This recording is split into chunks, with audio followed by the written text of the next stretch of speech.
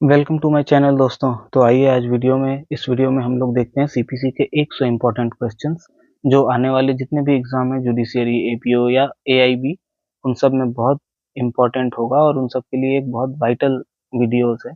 आने वाले में कुछ जो वीडियोस होंगे उनमें बाकी मेजर सब्जेक्ट्स के जो एमसीक्यू क्वेश्चन है उनको भी करवाऊंगा। तो आज सीपीसी के 100 इम्पोर्टेंट क्वेश्चन को देखते हैं। तो चलिए स्टार्ट करते हैं। पहला क्वेश्चन है, from which date CPC code became operative? तो इसका आंसर है डी, 1 जनवरी 1909। Next question, decree has been defined. तो डिक्री को डिफाइन किया गया है, इसका भी आंसर है बी, सेक्शन 2 सब सेक्शन 2 में। नेक्स्ट क्वेश्चन है कि फॉर्मल एक्सप्रेशन ऑफ एडजुडिकेशन किसे कहते हैं ये? तो इसका आंसर है ए, डिक्री को। Next question, a decree can B. तो इसका सही आंसर है आइदर प्रिलिमिनरी और final. Preliminary degree can be passed. Preliminary degree किस सूट में पास किया जा सकता है? तो पार्टीशन सूट में भी पास होता है, पार्टनरशिप सूट में भी पास होता है, and possession and maximum profit के सूट में भी प्रिलिमिनरी डिग्री पास किया जा सकता है। तो इसका आंसर है D. Next question, a degree means and includes, इसमें से कौन कौन सा स्टेटमेंट सही है? तो statement 1, formal expression of an adjudication which so far as regard the court expressing it conclusively determined of the right, ये सही है। दूसरा, an adjudication from which an appeal lies from as an appeal from an order, ये decree नहीं होता। any order of dismissal of suit for default, ये भी decree नहीं होता। रिजेक्शन ऑफ पेमेंट, ये डिक्री होता है।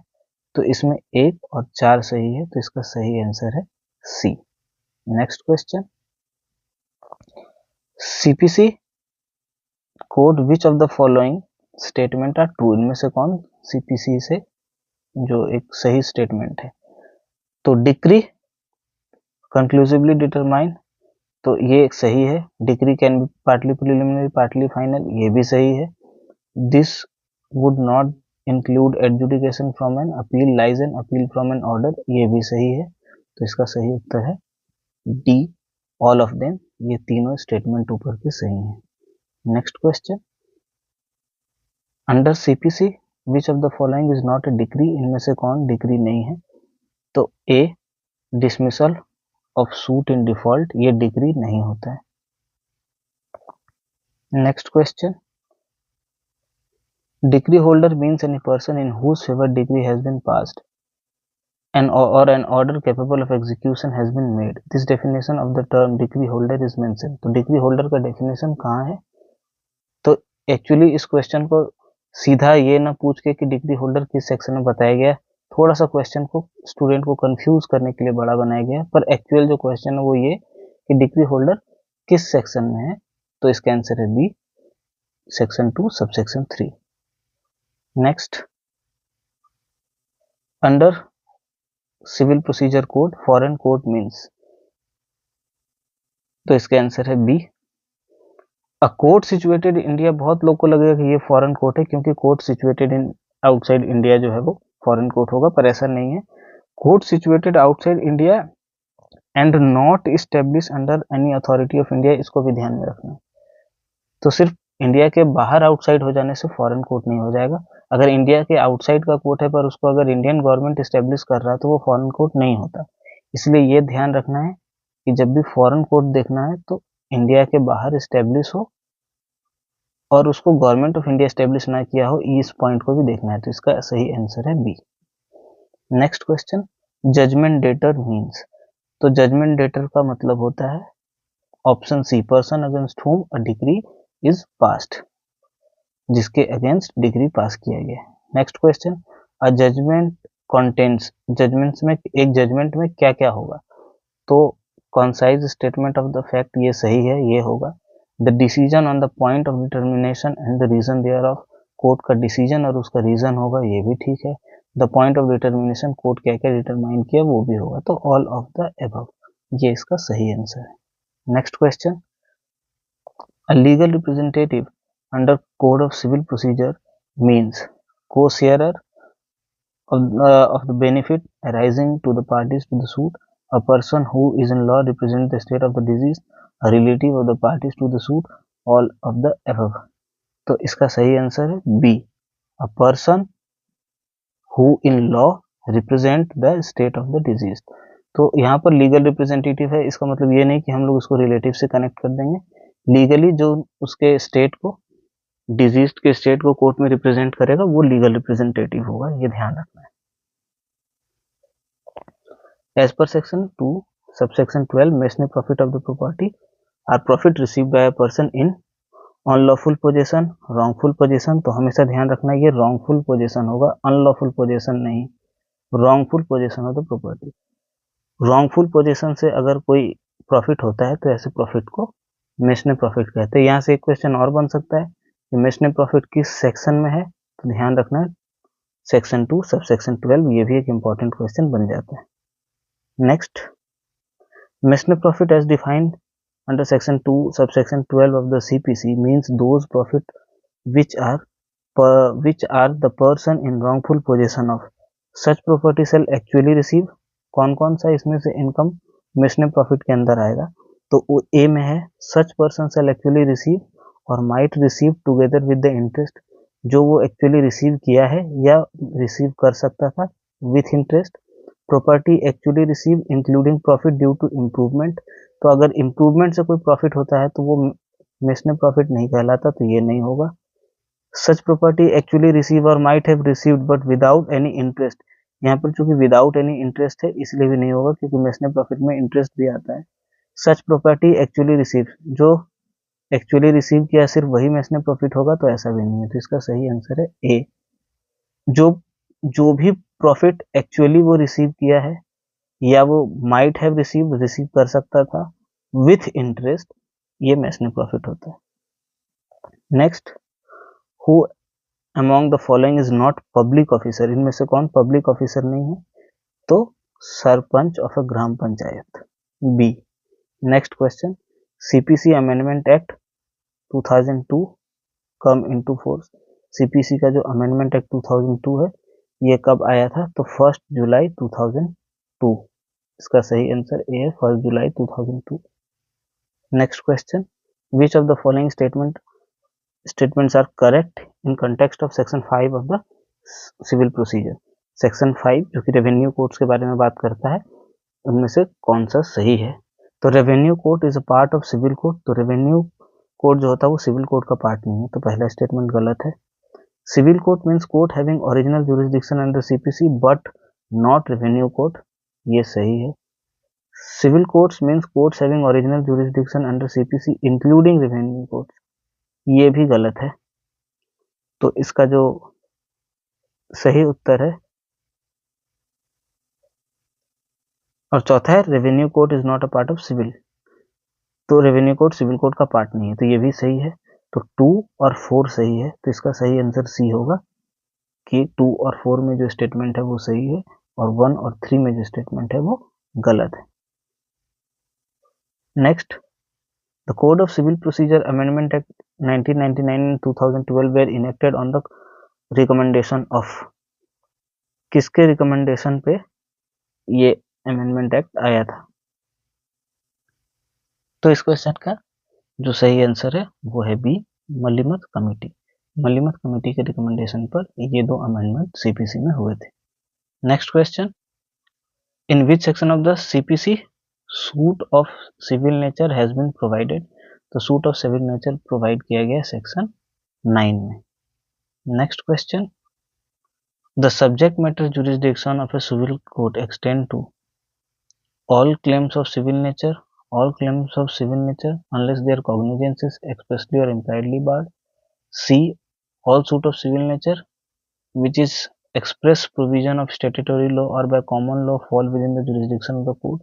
Only those claims of a civil nature where no other forum, authority or tribunal has jurisdiction. तो सिविल कोड का subject matter क्या है, B, all claims of civil nature, हर तरह का सिविल नेचर का सूट सिविल कोर्ट में किया जा सकता है अनलेस कि उसका कॉग्निजेंस को एक्सप्रेसली या इम्प्लाइडली बार किया गया हो।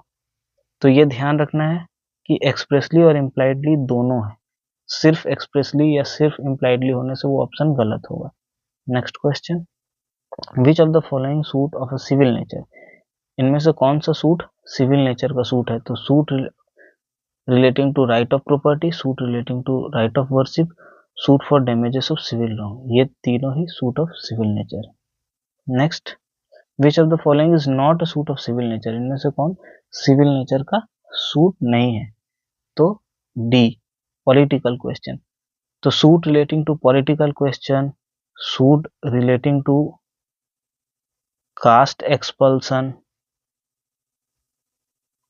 ये सब जो है ये सिविल नेचर के सूट नहीं है। Next question, which of the following is not a suit of civil nature, इनमें से कौन सिविल नेचर का सूट नहीं है? तो पिछले क्वेश्चन में ही हम लोगों ने डिस्कशन किया था, suit against expulsion from caste. Caste से एक्सपेल्सन अगर कर दिया जाता है तो इसके अगेंस्ट हम लोग कोई सिविल सूट इंस्टीट्यूट नहीं कर सकते। Next question, which section of the CPC lays down the rule of res sub judice, तो रेस सब्जुडाइज सेक्शन 10 में है, आंसर है डी। सेक्शन 10 का जो हेडिंग है वो क्या है? Stay of suit. ये ध्यान रखना है कि उसका जो हेडिंग है वो स्टे ऑफ सूट है, और उसमें जो प्रिंसिपल है वो प्रिंसिपल है रेस सब्जुडाइज का। Next question, res sub judice means, res sub judice का मतलब क्या होता है? तो इसका मतलब होता है stay of suit. Next question, whether the pendency of a suit on a foreign court will preclude the court in India from trying a suit founded on the same cause of action, अगर foreign court में कोई case pending है तो क्या India में race सब्जुडाइज हो सकता है? तो नहीं।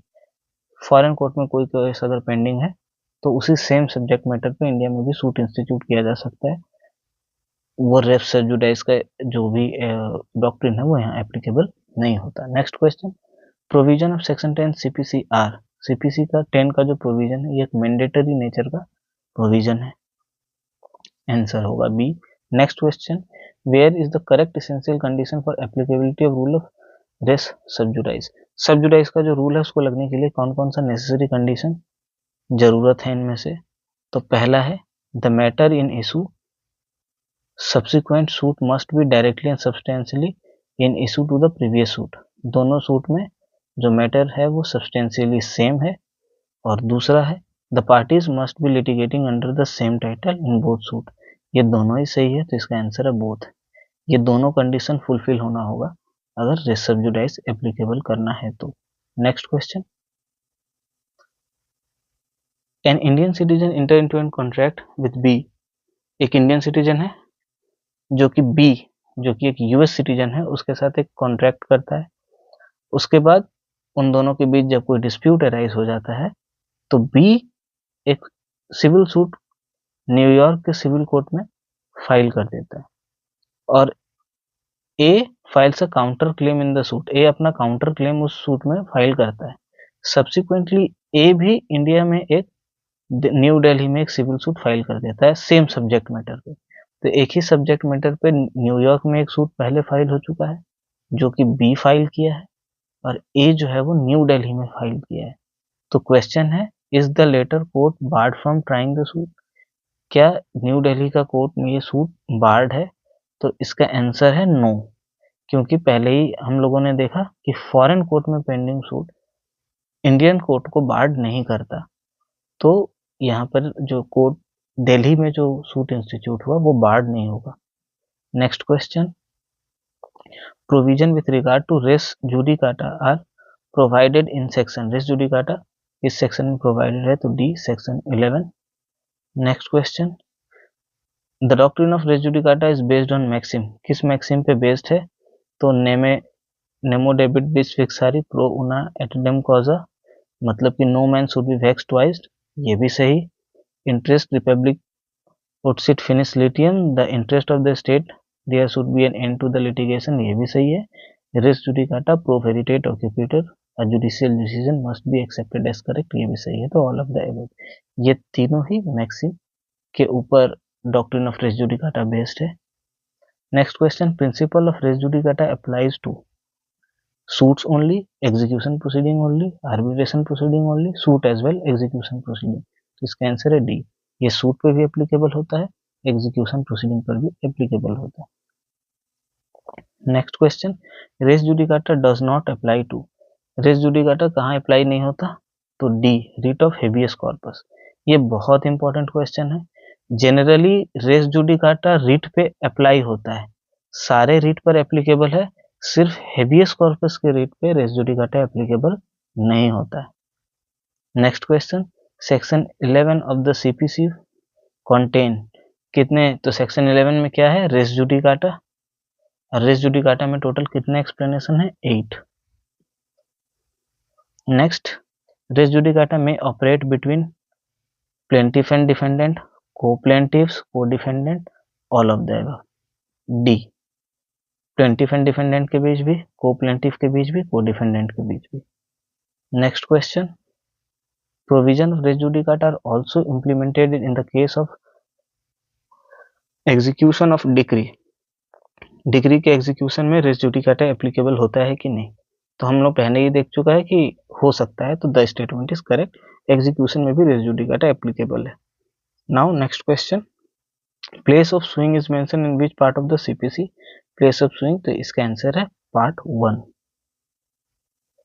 Next question, which of the following statement is true, इनमें से कौन सा स्टेटमेंट ट्रू है, a suit for recovery of immovable property shall be instituted in the court where whose jurisdiction the property is situated, तो immovable property से related अगर suit file करना है तो कह रहा है जहां वो प्रॉपर्टी है उस कोर्ट के जुरिस्डिक्शन में सूट फाइल करना होगा, या बी कह रहा है कि जहां डिफेंडेंट रहता है उस कोर्ट के जुरिस्डिक्शन में सूट फाइल करना होगा, तो इसका सही आंसर है ए, इमूवेबल प्रॉपर्टी से रिलेटेड सूट हमेशा वहीं फाइल करेंगे जहां पर वो प्रॉपर्टी सिचुएटेड है, प्लेंटिफ या डिफेंडेंट कहाँ रहता है उससे कोई फर्क नहीं पड़ता, इमूवेबल प्रॉपर्टी जहां है सूट उस जो कोर्ट में किया जाएगा।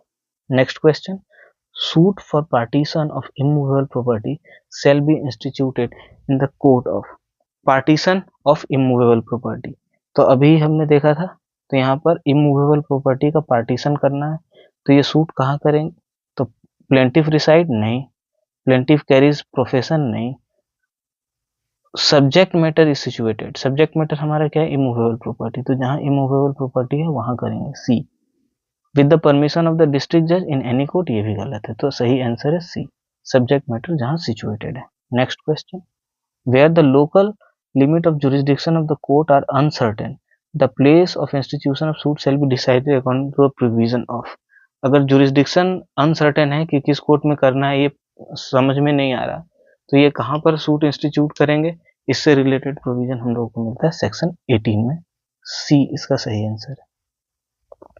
Next question, an immovable property held by Y, तो वाई के पास एक इमूवेबल प्रॉपर्टी है situated at Bhopal, and the wrong doer personally work from gain at Indore, जो उस प्रॉपर्टी का रॉन्ग डूअर है, जो उस प्रॉपर्टी पे कोई ऑफेंस किया है या कुछ गलत किया है प्रॉपर्टी के साथ, वो इंदौर में रहता है, और अब ये केस कॉम्पेंसेशन के लिए करना है, अब वाई कॉम्पेंसेशन के लिए ये सूट करना चाहता है, तो वो कहाँ करेगा, भोपाल में जहाँ की प्रॉपर्टी है, या इंदौर में जहाँ रॉन्ग डूअर रहता है, या भोपाल या इंदौर दोनों में किसी भी जगह, या D none of the above, तो इसका सही आंसर है सी, क्योंकि ये इमूवेबल प्रॉपर्टी का केस नहीं है, ये एक्चुअली कॉम्पेंसेशन का केस है, इसीलिए भोपाल या इंदौर कहीं भी किया जा सकता है। Next question, objection as to place of suing shall be allow in the court first instance of the is the essence of, कि अगर हमें ऑब्जेक्शन करना है प्लेस ऑफ सुइंग को लेके कि कोर्ट ये केस गलत कोर्ट में इंस्टीट्यूट कर दिया गया है, इस कोर्ट का जुरिस्डिक्शन नहीं है, ऐसा अगर हमें ऑब्जेक्शन करना है, तो ये ऑब्जेक्शन से प्रोविजन हम लोगों को मिलता है सेक्शन 21, आंसर डी है इसका। Next question, general power of transfer of suit under section 24 has been granted, section 24 में किसी सूट को ट्रांसफर करने का पावर किसको दिया गया है, तो वहाँ हाई कोर्ट को भी पावर दिया गया है, डिस्ट्रिक्ट कोर्ट को भी पावर दिया गया है, तो इसका आंसर है C, both A and B. Next question, the court में compel attendance of any person to whom summon has been served under the section 32 for the purpose में impose fine, यहाँ कितना फाइन कोर्ट इम्पोज कर सकता है, अगर court किसी व्यक्ति को समन भेजता है और वो नहीं आता है तो कोर्ट उस पर फाइन इम्पोज कर सकता है। वो अमाउंट कितना होगा? तो 5000, ध्यान रखना है 5000। Next question, under section 34 court can award interest from the date of the decree to the date of payment और such earlier date as the court thinks fit, rate of such interest. तो section 34 interest को लेकर बात करता है, ये ध्यान रखना है कि सेक्शन 34 इंटरेस्ट को लेकर बात करता है। और वहां पर जो फ्यूचर इंटरेस्ट का प्रोविजन है कि कोर्ट फ्यूचर इंटरेस्ट दे सकता है। तो फ्यूचर इंटरेस्ट का रेट क्या होगा? तो आंसर है सी, 6%, मैक्सिमम 6% हो सकता है। एक यहाँ पर और एक क्वेश्चन पूछा जाता है, रूल ऑफ दाम दुपट। रूल ऑफ दाम दुपट किस सेक्शन से रिलेट करता है? तो इसका भी आंसर है section 34 interest. Next question, under the code of civil procedure for the first time provision of for compensatory cost in the respect of vexatious claims और defence has been made.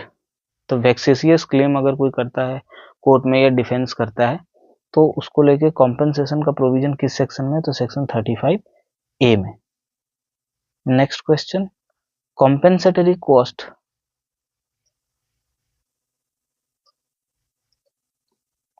compensatory cost under section 35A of CPC can be imposed to the extent of, कितना compensatory cost लगाया जा सकता है under section 35A?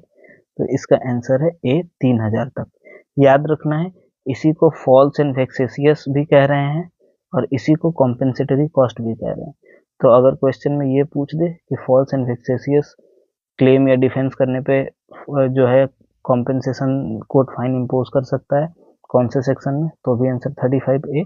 और compensatory cost किस section में अगर कह रहे तो भी 35A, और उसका जो लिमिटेशन है वो है 3000 rupees. Next question, the expression court which pass the decree is defined. Court which pass the decree ये वर्ड किस सेक्शन में डिफाइंड है? तो ये है सी, सेक्शन 37 में। Next question, court not competent to execute the decree, इनमें से कौन सा कोर्ट जो है वो किसी डिग्री को एग्जीक्यूट करने के लिए कॉम्पिटेंट नहीं है? तो court which pass the degree, तो जिस कोर्ट ने डिग्री पास किया है वो तो उसको एग्जीक्यूट कर ही सकते हैं। Court to which it is sent for execution, अगर उसको एग्जीक्यूट करने के लिए किसी दूसरे कोर्ट के पास भेजा गया तो वो भी एग्जीक्यूट कर सकता है। तो ये दोनों ही एग्जीक्यूट कर सकते हैं।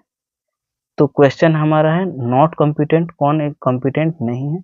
तो court of collector, D. Next question, provision of section 39 are permissive and not mandatory, mandatory and not permissive, mandatory and discretionary, none of the above. तो इसका आंसर है A, permissive and not mandatory.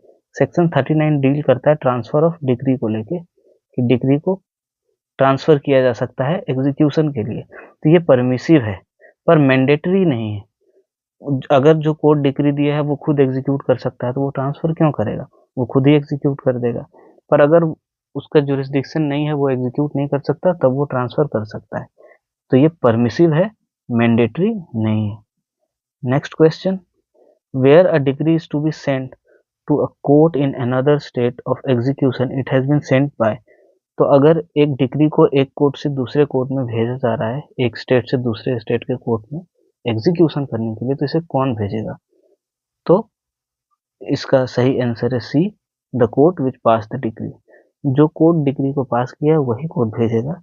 तो इसमें बहुत लोग समझते हैं कि हाई कोर्ट सेंड करेगा क्योंकि एक स्टेट से दूसरे स्टेट का बात आ जाता है, तो ऐसा कुछ भी नहीं है। With the consent of the high court, ऐसा भी कुछ नहीं है कि उसको हाई कोर्ट से कंसेंट लेना पड़ेगा, इसकी भी कोई जरूरत नहीं। तो ये भी गलत है, ये भी गलत है, सही आंसर है सी।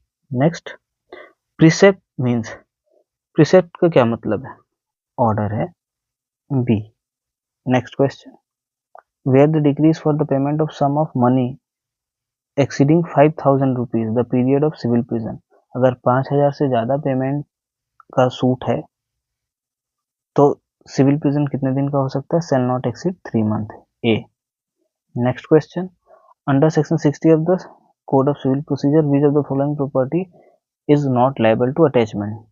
तो एक क्वेश्चन यहाँ से और बन सकता है कि कौन कौन सा प्रॉपर्टी अटैच हो सकता है या कौन कौन सा प्रॉपर्टी अटैच नहीं हो सकता है, ये किस सेक्शन में दिया गया है, तो सेक्शन 60 में दिया गया है।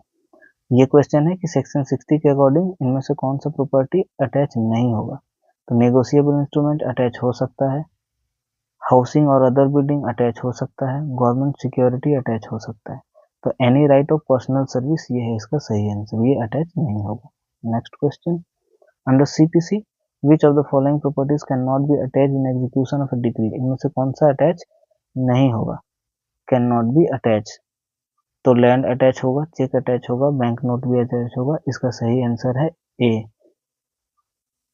बुक ऑफ अकाउंट अटैच नहीं हो सकता है।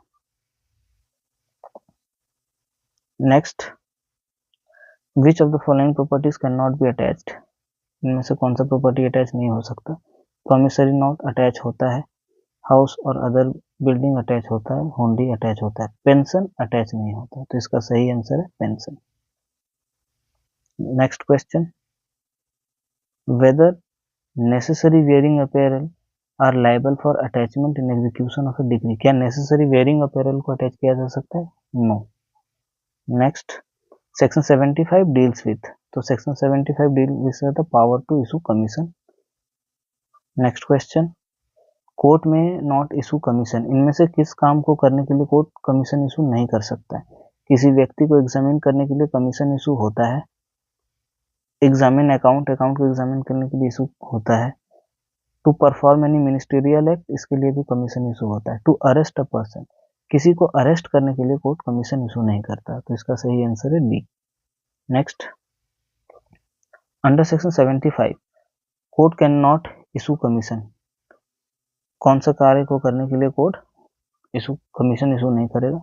एग्जामिन एनी पर्सन इशू होता है, मेक पार्टीशन इशू होता है, hold scientific technical and expert investigation इसके लिए भी होता है। तो इसका सही आंसर है सी, कंडक्ट, टू कंडक्ट सेल, किसी प्रॉपर्टी को सेल करने के लिए कोर्ट जो है वो कमीशन इशू नहीं करता। Next question, the stipulation that in a suit by the central government the authority to be named as a plaintiff shall be the Union of India has been provided in which section, किस section में कहा गया है कि अगर government के against case करेंगे या गवर्नमेंट किसी के अगेंस्ट केस करेगा तो union of India, central government अगर केस करता है तो यूनियन ऑफ इंडिया वर्ड का इस्तेमाल करेगा, ये सेक्शन 79 में कहा गया। Next, for instituting a suit against government और against public officer office in official capacity the notice, तो अगर किसी भी गवर्नमेंट या पब्लिक ऑफिसर के अगेंस्ट कोई सूट इंस्टीट्यूट किया जाता है तो उसे सेक्शन 80 के अंदर एक नोटिस सर्व करना मैंडेटरी है। तो ये नोटिस का पीरियड कितने समय का होगा, 2 मंथ, 2 महीना का एक नोटिस सर्व करना होगा, उसके बाद ही हम लोग सिविल सूट इंस्टीट्यूट कर सकते हैं। Next, provision of section 80 of the CPC, ये एक मैंडेटरी प्रोविजन है कि जब भी हम गवर्नमेंट या पब्लिक ऑफिसर के अगेंस्ट कोई सिविल सूट इंस्टीट्यूट कर रहे हैं तो हम लोगों को मैंडेटरीली एक नोटिस सर्व करना होगा under section 80। Next question, the provision regarding interpleader suit, ये बहुत इंपॉर्टेंट क्वेश्चन है, section 88। Next question, the interpleader suit can be filed when, कब इंटरप्लीडर सूट फाइल किया जा सकता है, तो इसका सही उत्तर है the claim is filed when 2 or more defendant have set up rival titles to the property in order to locate real landlord by the tenant। तो इसका सही आंसर है बी। इंटरप्लीडर सूट का मतलब क्या होता है, जब दो डिफेंडेंट के बीच में, जनरली सिविल सूट में जो प्रॉब्लम या जो इशू होता है वो प्लेंटिफ एंड डिफेंडेंट के बीच में होता है, पर इंटरप्लीडर सूट में प्लेंटिफ जो सूट इंस्टीट्यूट कर रहा है उसका किसी के साथ कोई इशू नहीं है, एक्चुअल इशू दो डिफेंडेंट के बीच में है, ऐसे सूट को हम लोग इंटरप्लीडर सूट कहते हैं। Next, section 89 of the civil procedure deal with which of the following, section 89 किस चीज से डील करता है, तो यह है settlement of dispute outside the court, arbitration, mediation, conciliation, ये सारा प्रोसीडिंग्स के लिए section 89। Suit for declaration and injunction in respect of public nuisance under section 91 can be instituted by. Public nuisance के लिए section 91 में सूट कौन institute कर सकता है? तो 2 or more person with the leave of the court. तो कोई भी 2 व्यक्ति कोर्ट के परमिशन के साथ सूट इंस्टीट्यूट कर सकते हैं under section 91. Next question, who amongst the following may sue for public nuisance and other wrongful act affecting the public nuisance? Public nuisance है के अगेंस्ट कौन कौन सूट फाइल कर सकते हैं? तो the advocate general only, advocate general कर सकते हैं. With the leave of the court 2 और मोर पर्सन ओनली, ये भी कर सकते हैं. तो इसका सही आंसर है D, both A and B. Next question, in which of the following section of the CPC provision for suit relating to public charities is found? Public charity से related section का कौन सा है? 92 and 93 B. Next question, which provision of the Code of Civil Procedure deals with the appeal from original decree? तो section 96, इसको हम लोग first appeal भी कहते हैं. फर्स्ट अपील और appeal from original decree. Next, no appeal shall lie from a decree passed by the court with the consent of the parties. ये किस कहाँ प्रोवाइडेड है? तो सेक्शन 96 सबसेक्शन 3 में. इसे हम लोग कहते हैं कॉन्सेंट डिक्री. तो अगर कॉन्सेंट डिक्री है तो उसके अगेंस्ट अपील नहीं होगा. ये सेक्शन 96 सबसेक्शन 3 में दिया गया है. Next question, under which of the following section of CPC a second appeal can be filed? Second appeal file होगा section 100. Next question, second appeal under section 100 lies before. Second appeal कहाँ होगा? तो before high court. याद रखना, second appeal हमेशा high court के पास होता है. नेक्स्ट, reference under CPC made to, reference कौन करेगा? तो ये रेफरेंस कहाँ जाएगा? हमेशा हाई कोर्ट के पास. नेक्स्ट, हु में अप्लाई फॉर रेफरेंस. रेफरेंस के लिए कौन अप्लाई करेगा अंडर सेक्शन 113? कोर्ट. तो रेफरेंस के लिए पार्टी अप्लाई नहीं करता. जब कोर्ट को ऐसा लगता है कि किसी सूट में कोई एक ऐसा क्वेश्चन अराइज हो गया है जिसका डिटर्मिनेशन हाई कोर्ट का करना उचित है, तो वो उस केस को हाई कोर्ट के पास रेफर कर देता है. तो ये कोर्ट खुद कर सकता है. Under section 114 of the CPC, any person considering himself aggrieved by a decree और ऑर्डर में अप्लाई फॉर. तो 114 में क्या अप्लाई कर सकता है? तो 114 में अप्लाई होगा रिव्यू के लिए. रिव्यू के लिए एक ऑर्डर भी है which is order 47. Next, section 150, the high court has the power of revision. 115 में रिवीजन है. तो याद रखना है 130 रेफरेंस, 114 रिव्यू एंड 115 रिवीजन.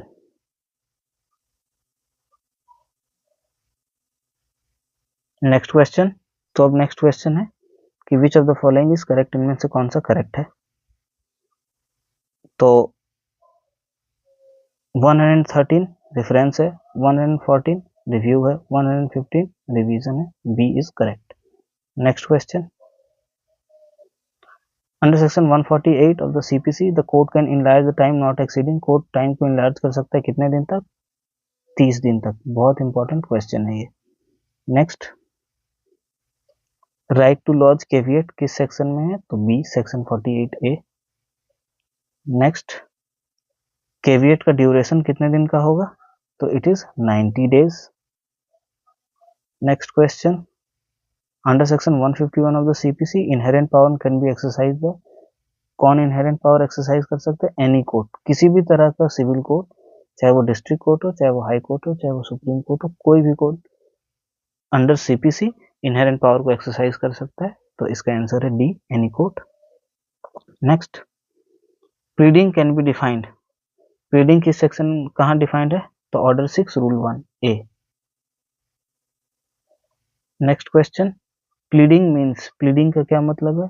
तो प्लेंट और written statement. Next, a bundle of fact which taken with the law applicable to them gives the plaintiff right to relief against the defendant. तो ये क्या है? तो this is a cause of action. Next, a plaint can be rejected. Plaint reject हो सकता है, तो इसका सही आंसर है C, order 7 rule 11. Next, which of the following provision is related with the set off, तो सेट ऑफ से related कौन सा है? तो order 8 rule 6. Next question, the provision relating to counter claim, तो काउंटर क्लेम का provision कहाँ है? Order 8 rule 6A. Next question, the code of civil procedure and ex parte decree can be set aside, ex parte degree को set aside करने का provision कहाँ मिल रहा है? तो order 9 rule 13C. Next, injunction is granted under which provision of the CPC, CPC के किस provision में इंजंक्शन ग्रांट किया जाता है? तो order 39 rule 1. Civil procedure code provides for, तो सीपीसी में हमें क्या मिलता है? Temporary injunction. परमानेंट और मैंडेटरी इंजंक्शन हमें मिलता है स्पेसिफिक रिलीफ एक्ट में. सीपीसी में सिर्फ टेम्पोररी इंजंक्शन का प्रोविजन है, और वो प्रोविजन कहाँ है? ऑर्डर 39 और सेक्शन 94 के सी क्लॉज में भी मिलता है. Next, attachment of property, attach shall remain operative under order 39 rule 2A for a period of, तो अगर कोई व्यक्ति के अगेंस्ट इंजंक्शन ऑर्डर हुआ और वो कोर्ट के इंजंक्शन को नहीं मानता है, तो उसके अगेंस्ट दो चीज हो सकता है. पहला कि उसे सिविल प्रिजन में भेजा जा सकता है, और दूसरा उसके प्रॉपर्टी को अटैच किया जा सकता है अंडर ऑर्डर 39 रूल 2A. तो यहाँ पे पूछा जा रहा है कि अगर उसके प्रॉपर्टी को अटैच किया जाएगा तो वो मैक्सिमम कितने पीरियड के लिए ऑपरेटिव होगा? तो 1 year. Next, temporary injection can be granted to a party establishing, क्या एस्टेब्लिश करना होगा? अगर कोई पार्टी टेम्पोररी इंजेक्शन लेना चाहता है तो कोर्ट के सामने उसे किन चीजों को एस्टेब्लिश करना पड़ेगा? तो पहला है prima facie case in his favour, balance of convenience in his favour, और सी है इरेपरेबल इंजुरी, कि अगर उसे इंजेक्शन नहीं दिया गया तो जो इंजुरी होगा वो इरेपरेबल होगा. तो ये तीनों ही उसे एस्टेब्लिश करना पड़ेगा. तो सही आंसर है D, all of the above. Next, which of the following is the leading case the exclusive jurisdiction of civil court, civil court के जुरिस्डिक्शन से रिलेटेड लीडिंग केस क्या है? तो Dhulabhai versus state of MP. Next question, the principle of constructive res judicata explained by the honourable supreme court in the case of, constructive res judicata किस case में supreme court explain किए थे? तो state of UP versus Nawab Husain. Next, which of the following judgement of the supreme court deals with the applicability of res judicata in writ petition, की writ में भी res judicata applicable होगा. ये किस case में कहा गया? तो दरियाव वर्सेस स्टेट ऑफ यूपी. याद रखना है, रिट में रेस जुडिकाटा एप्लीकेबल होता है, लेकिन हेबियस कॉर्पस के रिट में, हेबियस कॉर्पस में ये एप्लीकेबल नहीं होता. Next question, in which of the following cases it was held that inherent power has not been conferred on a court, it is power inherent in the court. तो जब भी inherent power से related कोई case आएगा तो याद रखना है मनोहर लाल वर्सेस सेठ हीरालाल, ये सबसे इंपॉर्टेंट जजमेंट है. नेक्स्ट, ये last question, by which judgement honourable apex court upheld the constitutional validity of amendment made in 1999 and 2002. 1999 और 2002 में जो अमेंडमेंट आया उसे चैलेंज किया गया था, तो सुप्रीम कोर्ट ने कहा कि वो वैलिड है. तो किस केस में कहा था? तो Salem advocates bar association Tamil Nadu versus union of India. तो ये 100 क्वेश्चन सीपीसी के कंप्लीट हुए. अब नेक्स्ट क्लासेस में हम लोग बाकी मेजर पेपर्स के भी इंपॉर्टेंट क्वेश्चन देखेंगे. Thank you.